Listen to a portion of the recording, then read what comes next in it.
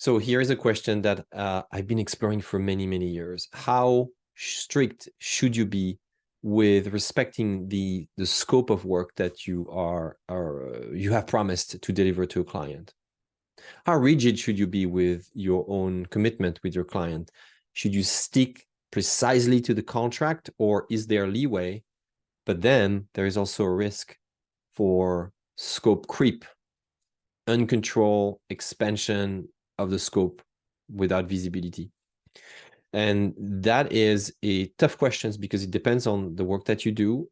It depends on the type of business model that you have, but I'm going to try to give you general rules and a principle that I've been learning over the years, which is to learn to understand where is the leeway that you can have generally in your engagements, so that you have enough flexibility to not overwork and die through an engagement because it's not precise enough, and at the same time not kill the relationship.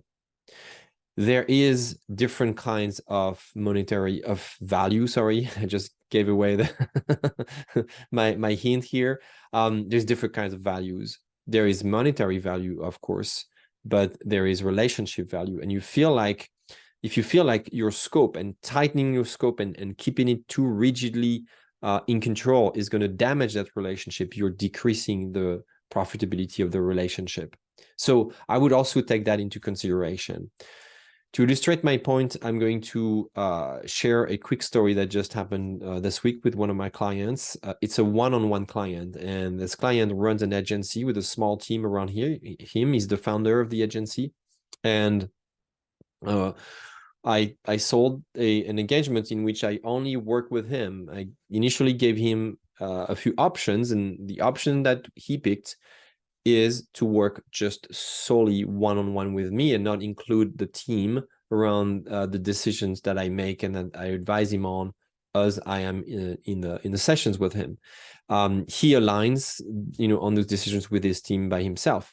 But earlier this week, I realized that he actually needed me to help him align the team. So I had two choices.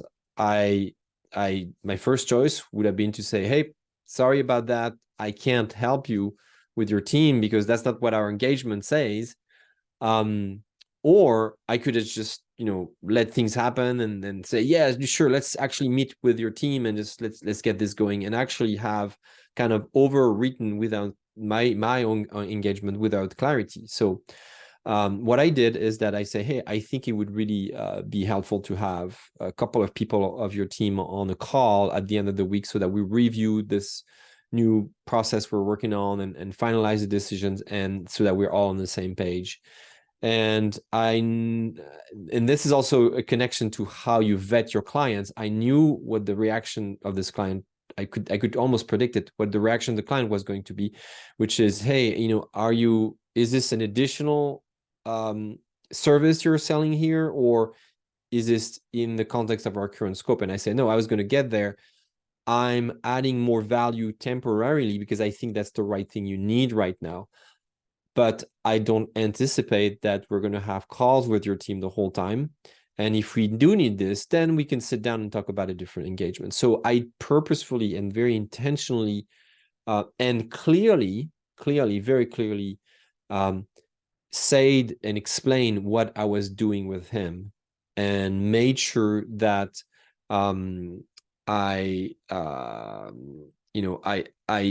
I manage the expectations. I manage the profitability aspect, at least temporarily. So I'm going to decrease my profitability for a little bit, but on the monetary side, I'm going to spend more time, I'm going to spend more effort, I'm going to add more value to, and he's going to get better return on his investment. But I'm also increasing the relationship value. I build trust. I come across as somebody who can make controlled exceptions, that has flexibility, and most importantly, that does what is right for the client. This is really about my brand. This is really about MetaHelm. I want to focus on building a business that is centered around client value, time to value and fit of value for my clients. So that's what I do this. And it all comes back to how you think about how you craft your engagement. Think about it, like what are going to be the means that you will have to flex when it's needed, right? Are you going to be tied up to long days, long hours, and promising to deliver things that in the end don't really matter so much, but that get you to work extra hard, even though the client, doesn't care? Or at the same time, do you even work without a contract and without, saying anything, without kind of being too loose?